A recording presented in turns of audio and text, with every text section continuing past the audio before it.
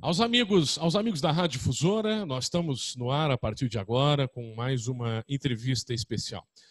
Nós temos tratado em nossa programação sobre um tema que tem trazido uma ampla discussão, que é o tratamento precoce para a Covid-19. É um tratamento que surge como uma alternativa para reforçar resultados na prevenção e no combate ao novo coronavírus, evitar a chegada de pacientes até UTIs e, naturalmente, o pior que seria não resistir e falecer. Cases concretos foram aplicados em alguns locais do Brasil e esses cases têm sido utilizados como parâmetro e que legitimaram um termo de compromisso de ajustamento de conduta do Ministério Público Federal com a Prefeitura de Bento Gonçalves, com a Associação dos Municípios aqui da região, da AMESNE, e que dá a segurança jurídica para a utilização desse tratamento. O debate principal, quem acompanha aqui sabe, nós já trouxemos, é a utilização de alguns medicamentos que não têm ainda o aval da Organização Mundial da Saúde, a OMS, como a cloroquina, a ivermectina, a azitromicina e assim por diante. Mas que, como nós falamos, cases práticos trouxeram alguns resultados satisfatórios. E hoje nós vamos conversar com um médico, Dr. Jaime Ahart, médico de Bento Gonçalves, ele que é otorrinolaringologista e que é também um dos integrantes do corpo clínico do Hospital Tacchini, e que gentilmente aceita aqui o nosso convite a falar desse tema. Ele tem participado muito dos debates sobre esse assunto. Aliás, na semana passada o hospital fez uma transmissão na internet e a própria direção do hospital deixou claro de que há, digamos assim, uma carta branca, uma autonomia na relação médico-paciente para aplicar esse tratamento. E é isso que tem sido defendido, quer dizer, é possível desde que aconteça uma concordância. Mas o debate ele prossegue, doutor Jaime? Bem-vindo aqui à Rádio Difusora. O que falar sobre esse tema, o senhor que vem participando e acompanhando desde então? Tudo bem, doutor? Tudo bem, Felipe, muito obrigado pelo espaço. Tá? Isso aí é um assunto, vamos dizer assim, muito controverso, que nem a gente estava falando há pouco. Infelizmente, isso tomou um grau de polarização que em outros tempos até seria bem aceita, porque o avanço da ciência é exatamente quando você assume dois polos, um que fala contra e o outro que fala a favor, e assim vai se construindo uma solução única. Mas só que a pandemia não está dando esse tempo de se discutir isso e acabou gerando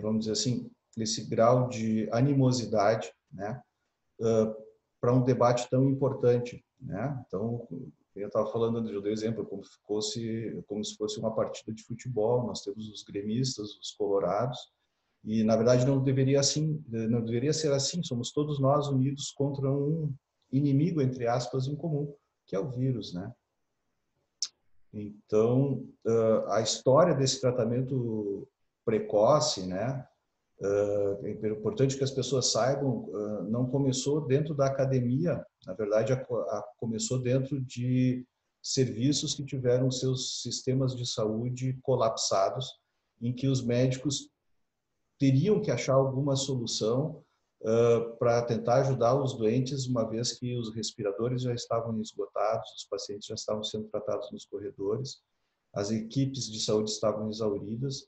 Então, isso começou inicialmente em alguns hospitais na Itália e na Espanha. Esse protocolo, entre aspas, de tratamento precoce foi aperfeiçoado, foram feitas várias versões, e ele teve que ser utilizado no Pará e no Amapá, em virtude do colapso.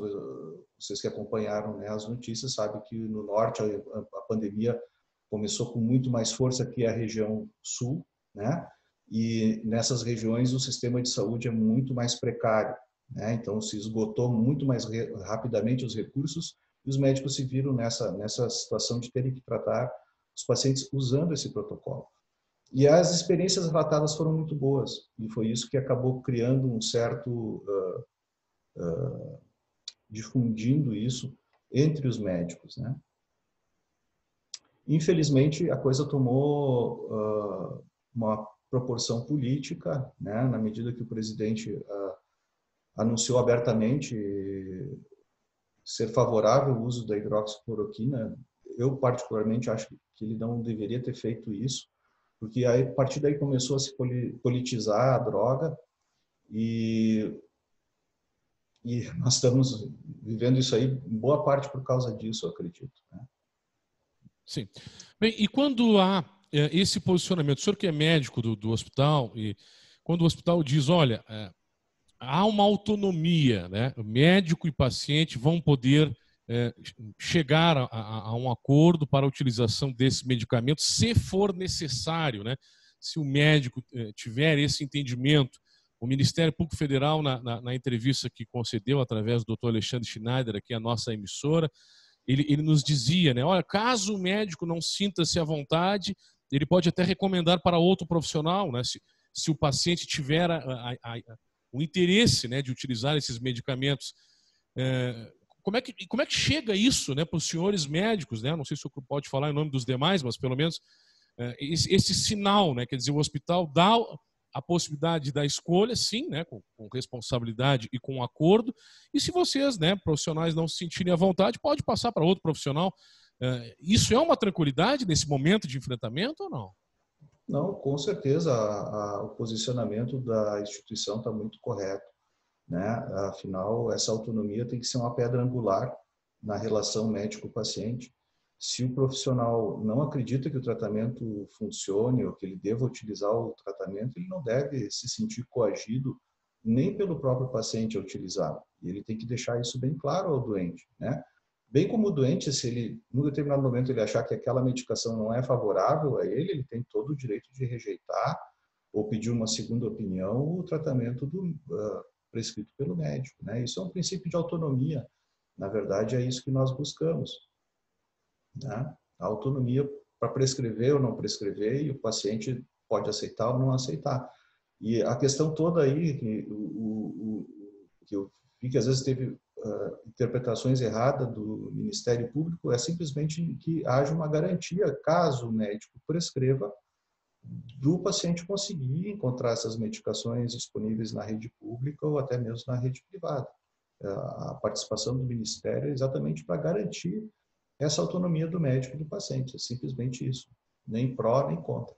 Claro. Né? O órgão, inclusive, expediu uma recomendação ao Ministério da Saúde para garantir, né, esse fluxo de medicamentos. Bem, por outro lado, há entidades médicas que estão, de uma forma assídua, emitindo aí comunicados. Parece que a cada dia que vai passando, né, e que o debate vai evoluindo, vem posicionamentos de outras entidades, em nível nacional, né, em nível de Estado, sendo contrárias, mas também tem algumas que já são favoráveis, como o próprio Sindicato dos Médicos aqui da região, né, da região Caxias do Sul, já se manifestou. Como é que é isso para o profissional médico também, né? Ter uma corrente de entidades, né, que estão aí para representar e defender os interesses a favor e outras contra. Isso pode atrapalhar? Não? Como é que é, doutor? Não, infelizmente, atrapalha para o colega que está na ponta, está decidindo na hora, né, se deve aplicar o tratamento ou não deve aplicar, porque muitas vezes o colega tem medo de aplicar o tratamento, né, que ele pode ser numa determinada visão, uma determinada ótica, ser responsabilizado por usar uma medicação que é off-label, mas off-label que não está prescrita em bula para uso, né? Esse é o significado dessa palavra. Por outro lado, o colega, como médico, quer fazer o melhor pelo seu paciente, né? Ele sente a responsabilidade tanto de como prescrever ou não prescrever o que ele acredita que seja o melhor. Então, realmente, o colega que atende, né, faz o atendimento primário dos pacientes, ele deve estar se sentindo, no mínimo, com dúvida, né? Tanto é que a recomendação, caso o colega prescreva, é falar longamente com o paciente dos prós e contras do tratamento, Inclusive, a recomendação é que se assine um termo de ciência e consentimento, né? Que o paciente entenda, né, a situação em que é prescrita a droga, para que isso no futuro não venha causar algum problema tanto para o médico como para o paciente. Né? Sim.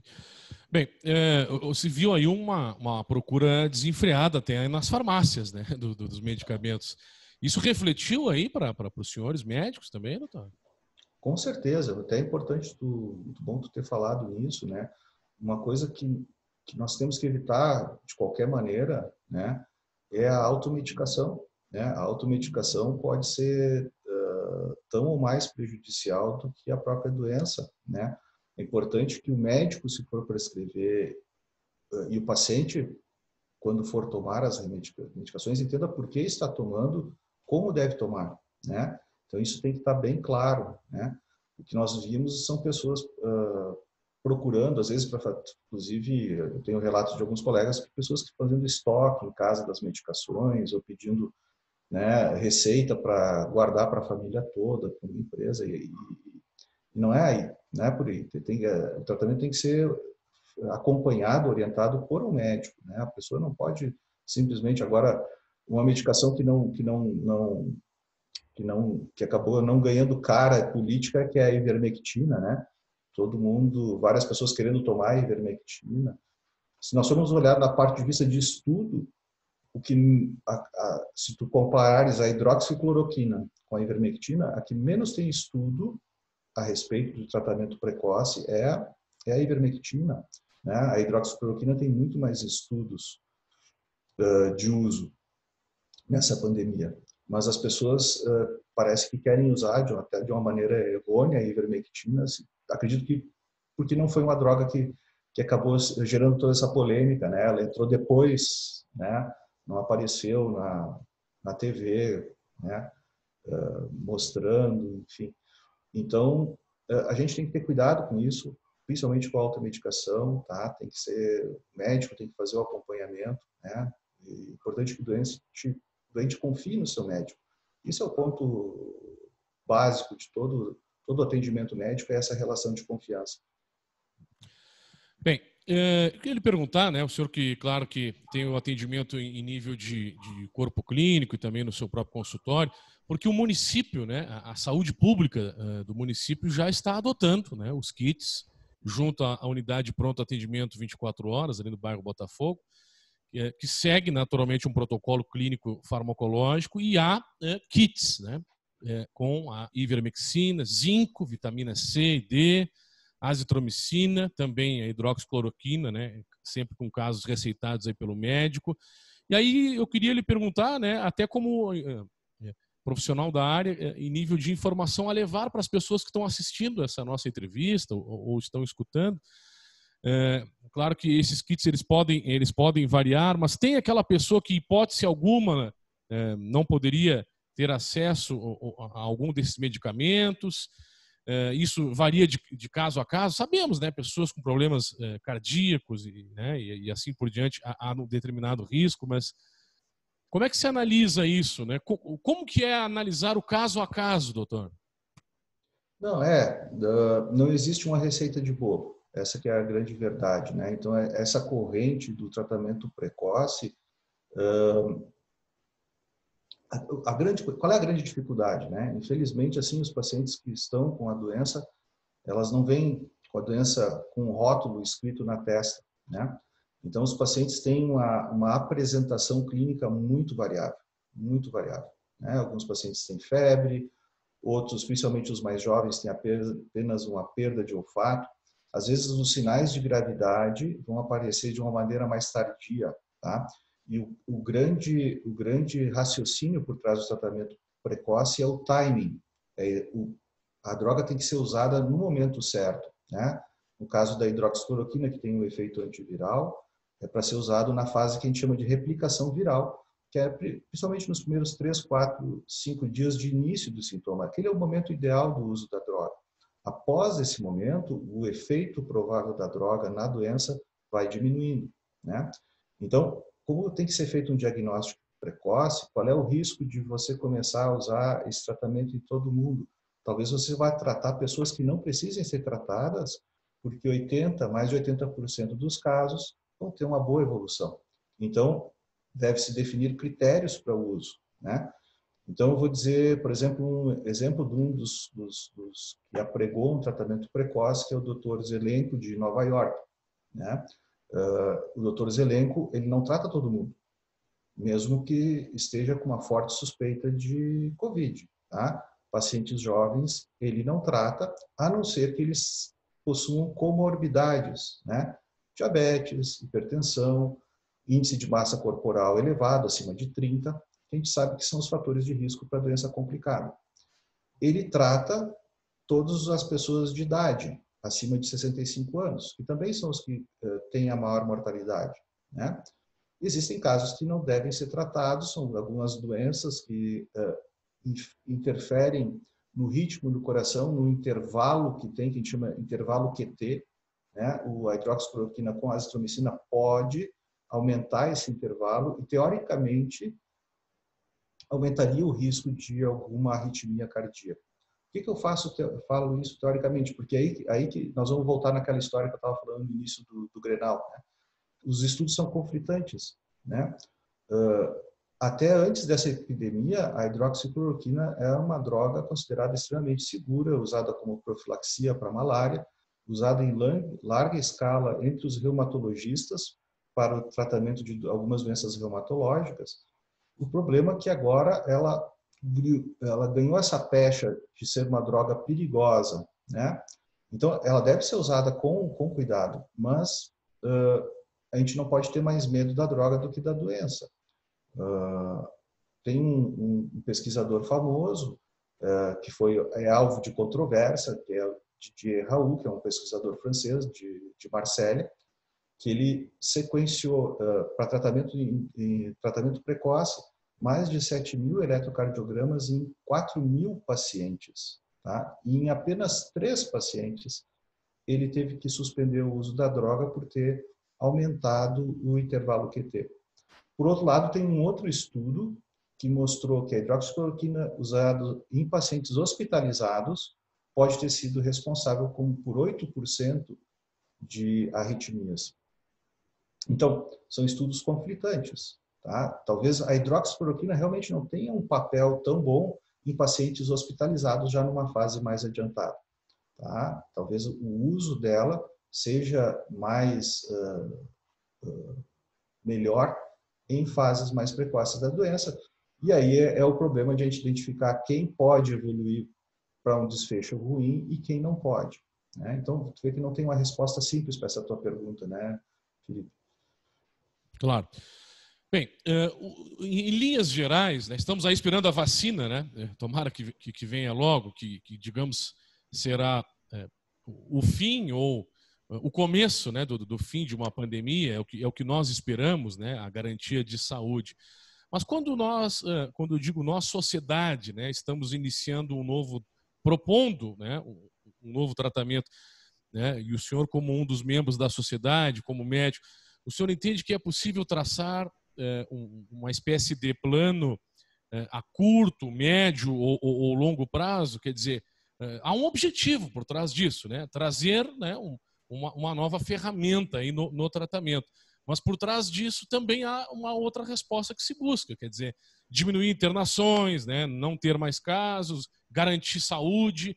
Eu acho que essa é uma das mensagens que nós devemos deixar assim, nesse encaminhamento também, né, doutor?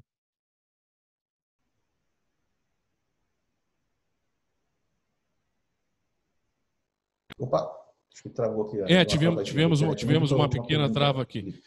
Acho que o amigo conseguiu compreender a pergunta, senão eu repito aqui se for o caso. Não, por favor, eu só ouvi o início da tua pergunta. Sim, eu não consegui ouvir o resto. Houve uma pequena dificuldade aqui. Teve um delay. Então, por trás de tudo isso, né, nós falamos aqui da vacina, que vem como uma estrutura de fim da epidemia, o começo do fim, é o que nós esperamos, né, está se aproximando. Mas quando se propõe um tratamento como este, a sociedade, né, e o senhor como membro da sociedade, como médico, também se traça, digamos, um plano a curto, médio ou longo prazo, né? Que plano seria esse? Né? Diminuir internações, garantir a saúde, a imunidade para que as pessoas não cheguem lá na ponta e precisem, né, desse atendimento numa situação pior. Como que vocês estipulam, né, ou como é que se trabalha isso? É possível traçar um plano? Daqui a 3 meses, não sei se vai ser o fim ou não da epidemia, mas não queremos mais ninguém internado, o tratamento pode ajudar. Como é que se trabalha isso também? Pois é, Felipe, o que eu gostaria agora é te devolver essa pergunta aí. Porque se tu fizer uma análise retrospectiva para uma doença nova que tem 6 meses, quem é que acertou até agora? É verdade. Qual é a dificuldade que a gente tem em construir dogmas numa doença que até agora vem quebrando dogmas, né? Os modelos matemáticos que começaram lá com o Imperial College em Londres, sugerindo que se nós não tivéssemos tomado todas as medidas radicais que nós tomamos até agora, nós teríamos um número muito maior de mortos, né? A gente viu que esses modelos matemáticos não se confirmaram. Será que não se confirmaram porque nós tomamos as atitudes ou porque talvez inicialmente eles não estavam tão corretos, né? Então é difícil a gente ter uma previsão. O que a gente sabe nós já passamos por outras pandemias. O que a gente sabe é que a pandemia vai diminuir quando nós atingirmos a imunidade de rebanho ou nós desenvolvermos uma vacina. Isso parece ser uma pedra angular, um fato, né? Qual será a imunidade de rebanho que nós temos que atingir para a epidemia diminuir? Alguns falavam em 50%. Mas esse modelo de 50% é para o vírus da influenza, usando como analogia o vírus da influenza. Parece que o comportamento desse vírus, o que a gente tem aprendido, ele não é exatamente a maneira como ele se dissemina, exatamente igual ao vírus da influenza, porque tem alguns pacientes que transmitem mais e outros que transmitem menos. E esses que transmitem, inclusive, às vezes podem ser muito pouco sintomáticos, né?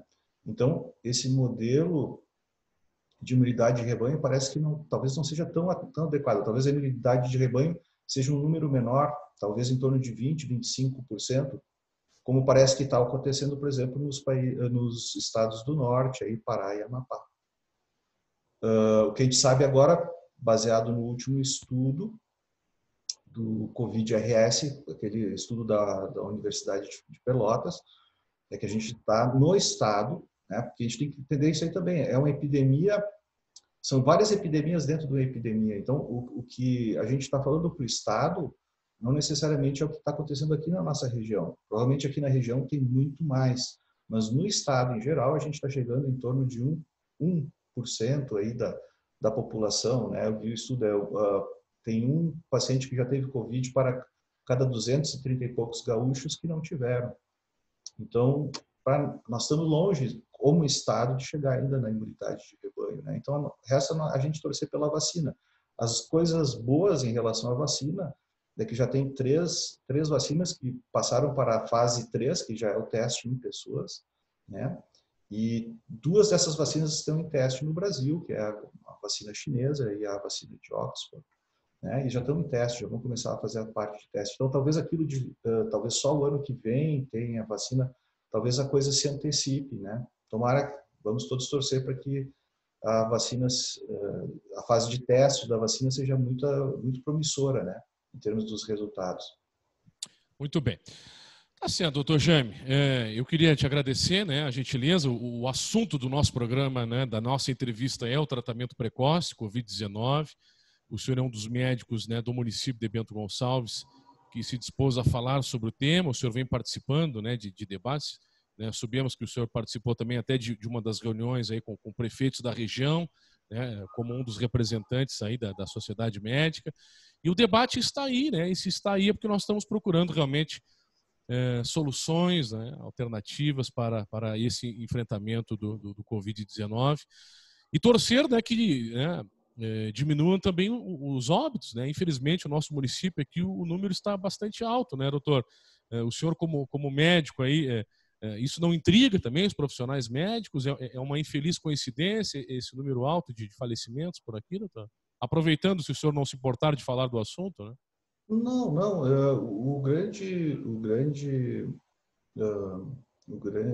Eu realmente isso aí é difícil para mim te dar uma opinião, porque eu não estou trabalhando diretamente dentro do hospital, dentro da instituição. Então, o que eu sei é que a instituição leva muito a sério isso, o debate institucional para debater isso aí é muito grande. E a gente tem que entender também, nessas horas, sabe, é importante a gente se colocar no lugar do outro, né? Como tu fala em instituição, tu te referes ao Hospital Tacchini, a gente tem que se lembrar que são pessoas que estão há mais de 100 dias trabalhando 7 dias na semana para lidar com isso, né? E sob pressão, sob críticas constantes. Então a gente tem que levar isso em conta, que os colegas, a direção técnica, eles estão fazendo o melhor que podem, baseado no que tem disponível para eles poderem fazer. Então isso é importante a gente entender esse outro lado aí, né? Todos nós, é interesse de todos nós melhorarmos os números, todos nós. Muito bem. E estamos aí para ajudar.